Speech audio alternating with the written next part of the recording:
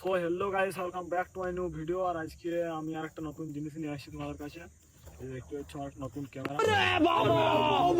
Happy আছি। অনেকদিন মোটামুটি তোমার 4-5 মাস ধরে টাকা জমায় মোটামুটি 4-5 মাস ধরে টাকা জমায় আমি এটা কিনতে পারিছি। সেটাও কি তোমাদের সাপোর্টের জন্য। তোমরা একটু সাপোর্ট করতে হবে যাতে আমি আরও সামনে এগোতে পারি, কিছু বড় কিছু করতে পারি। তো সে ব্যাপার আজ আমি নিয়ে আসছি যে Insta360X3। এটা আমার একটা ড্রিম ছিল, ড্রিম ক্যামেরা হিসাবে, যেটা আমি আজ তোমাদের জন্য অ্যাচিভ করতে পারিছি। কারণ হয়তো নিতাম মোটামুটি তোমার আরও 5 মাস 6 মাস কিছু দেরি হতো, তবে নিতে পারতাম।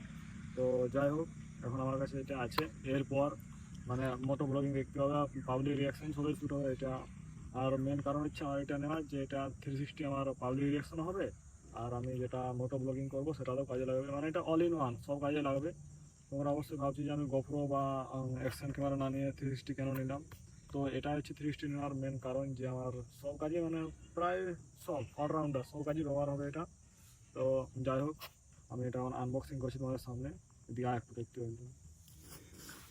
দেখো গাইস, আমি যদি এটা আবার খুলে নিয়েছিলাম, মানে এটা ওপেন বক্স ডেলিভারি ছিল, তো খুলে নিয়েছিলাম। এবার দেখতে পাচ্ছি আমার নতুন ক্যামেরা একদম। কারণ আমি পেপার তো আর কিছু তুলিনি। চালু করে দেখিয়ে দিচ্ছি তোমাদেরকে। চালু হয়ে গেছে, দেখো আমি এটা চালু হয়ে গেছে। আমি যদি তোমাদেরকে পারি তো আমি এটা কোনো তোমাদের মানে আমি এখনো সেরকম কিছু এটা আমি জানি না, মানে দেখতেও আমাদের সেটিং वगैरह কিছু বুঝতে পারছি না আমি। তো যদি আমি পারি তো তোমাদেরকে আমি দুটো একটা ক্লিপ অ্যাড করে দেবো ভিডিওতে, দেখে নেবে যে কীরকম কী শট আসছে বা কীরকম কিছু। আমি আর মানে আমি একটা মেমোরিও নিয়েছিলাম, তোমরা যদি মেমোরি নিতে চাও তো 160 বা 256, 256 বা 128 কিছু নিতে পারো। এটা ম্যাক্সিমাম তুমি আপগ্রেড করতে পারো 256 জিবি। তো আমার ক্ষেত্রে তো মনে হয় 256 জিবিটা নেওয়াই বেস্ট হবে, কেননা তোমাকে ভবিষ্যতে আরও তখন আপগ্রেড করতে হবে। 128 জিবিটা সেরকম বেশিক্ষণ চলবে না, ভিডিও বাগেরা করা চলবে না, মানে তাড়াতাড়ি ফুল হয়ে যাবে।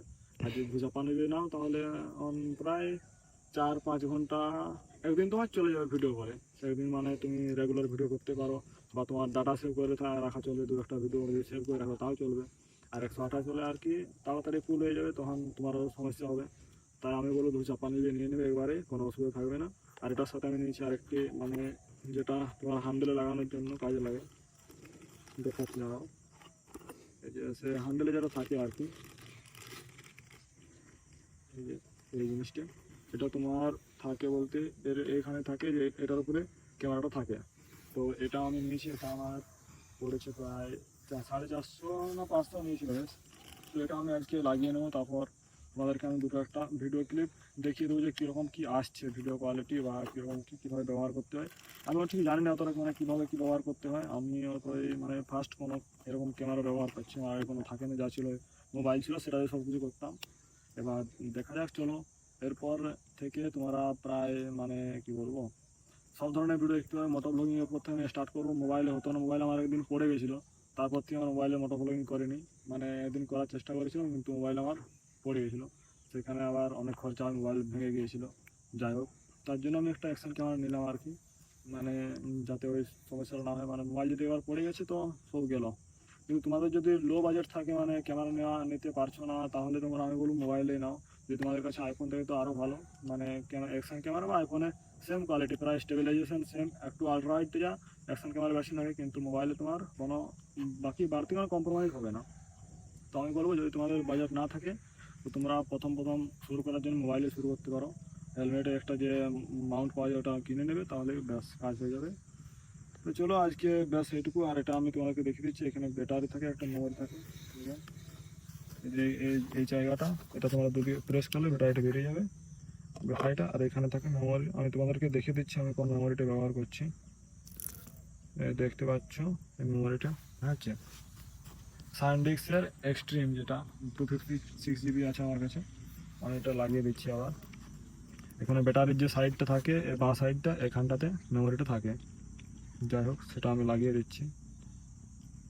ভাই যদি এটুকু জিনিস যদি পড়ে যায়, 4,000 টাকা দাম নিয়ে যে কোথায় পাবো, তার থেকে ভালো এটা আমি লাগিয়ে নিই। লেগে গেছে ব্যাটারিটা। তো ঠিক আছে গাইস, আমি তোমাদেরকে ভিডিওর মধ্যে দু একটা ক্লিপ বা ফটো সব কিছু দিয়ে দেবো। তো আরেকটা জিনিস তোমাদের জিজ্ঞাসা করার ছিল, কোশ্চেন জানো, এই যে আমার গাড়িতে যে র্যাপটি করা আছে, এটা মানে আমি ভাবছিলাম এটা তুলে দেবো, মানে অনেকদিন হয়েছিল তো, তো তোমরা একটু কমেন্টে বলবে যে এরকম ঠিক আছে নাকি আবার অন্য কোনো করবো, যেমন তোমরা যেটা বলবে সেটাই করবো, ঠিক আছে। আমি ভাবছিলাম তুলে দেবো, মানে স্টক প্রথম থেকে যেরকম থাকে ব্লু কালারের সেরকম করে দেবো ভাবছিলাম।